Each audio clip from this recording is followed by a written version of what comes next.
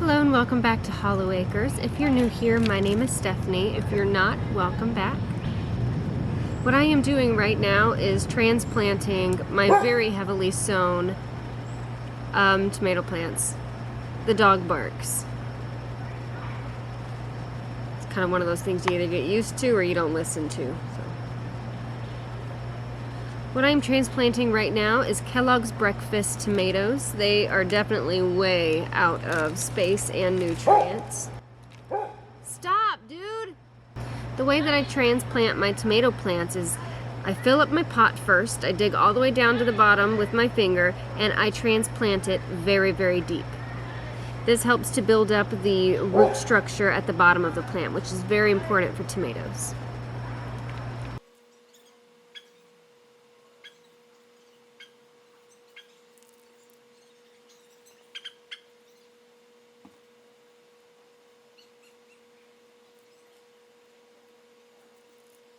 Today is June 8th, and other than potting these things up, I have a lot of stuff that I need to plant. And unfortunately right now I just don't have the growing space available to put anything else. I'm in the process of transferring over everything. If you've been watching me for very long, you know that we are in the process of redoing the entire garden, and it's taking quite some time. I overplanted like I always do. And, of course, way too many tomatoes, like always. And I have a lot of herbs with nowhere to go. All I can do at this point is pot up. Just keep potting up until I can plant them out. I'm going to lose some plants. I've lost a lot of plants already, but I just can't start anymore right now because I don't know how fast we're going to be able to get things done. I guess once I have probably 1 or 2 more beds built, I will then feel okay about starting more seeds.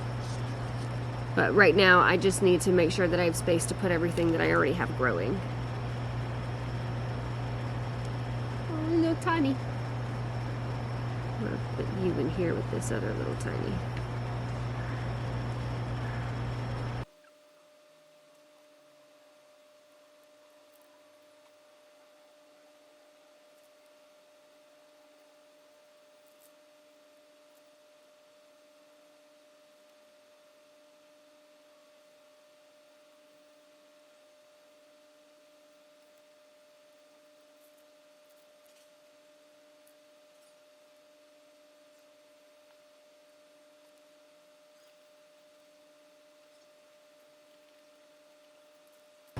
Now that all of my tomato seedlings have been transplanted, I'm going to use this extra soil. It's not extra, it's what came in it.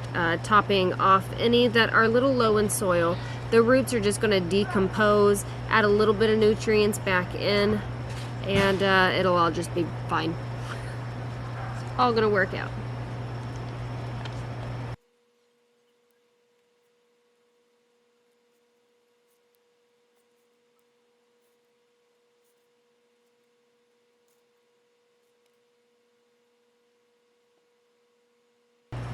And we had a stray cucamelon right here. Let's see, we've got 6 left. Let's see if I have 6 tomatoes to transplant. Here are more plants. I need to transplant all of these out. Let's see what we got. Most of these are peppers. We need to find one that has 6 tomatoes. Now you can tell by looking at these, it's quite obvious they have needed to be pot up. They need more nitrogen. That's what the yellowing is here. They need way more nutrients than they have. That's obviously way more than 6. 1, 2, 3, 4. Oh, those got bit down. Get stuffed tomato. Okay, gotta redo those. Cherokee purple, there's 4. Alright, I grabbed San Marzano tomatoes that I will be filling in the rest. I'm itchy, it's itchy out here. I'm just seeing if I have any plant tags. That's what this is, extra plant tags that have been written on. So I don't have to write out a whole bunch. That's all for herbs.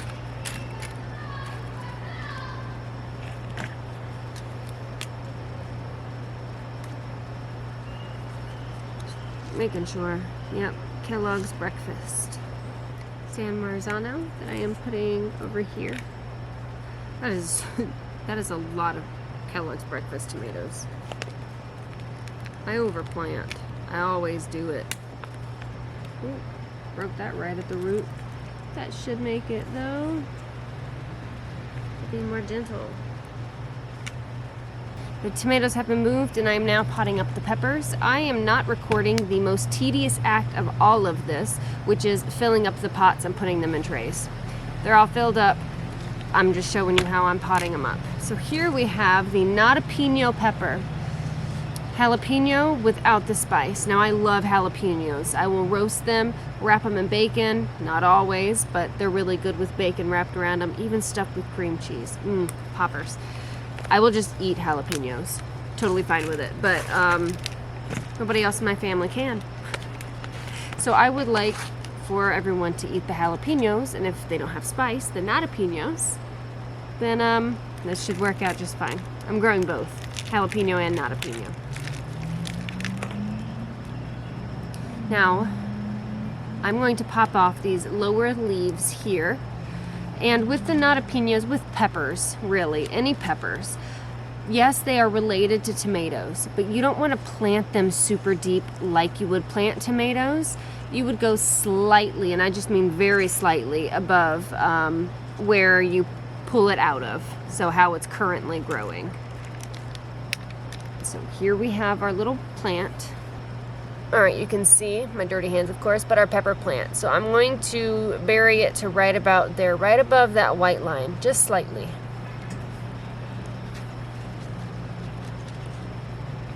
Pepper plants do not like their stems moist, so they don't get planted as deep.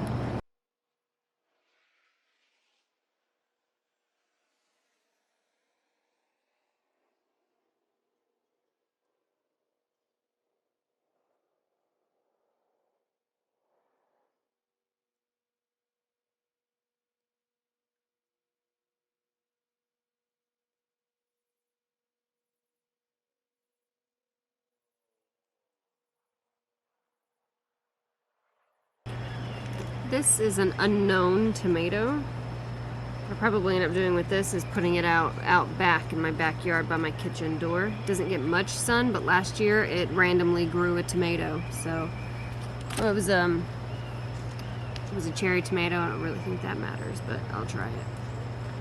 Who knows what kind of tomato plant that is. These are the New Mex Joe Parker peppers, another roasting pepper. I think that I probably am going to have to start more pepper seeds. Just on certain ones, probably, I don't know, 5 to 8 more plants of certain ones. Like this New Mex Joe one, I think I'm going to want more.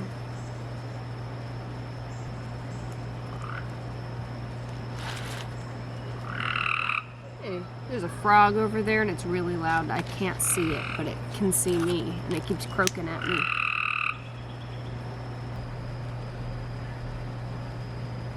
I don't know what it is, but there is something just so peaceful about being outside, having my hands in soil, transplanting these little plants, even though I'm getting yelled at by the frogs and whatever is making that weird noise. I thought it was a goose, but I'm not seeing any geese. I don't know what the noise is.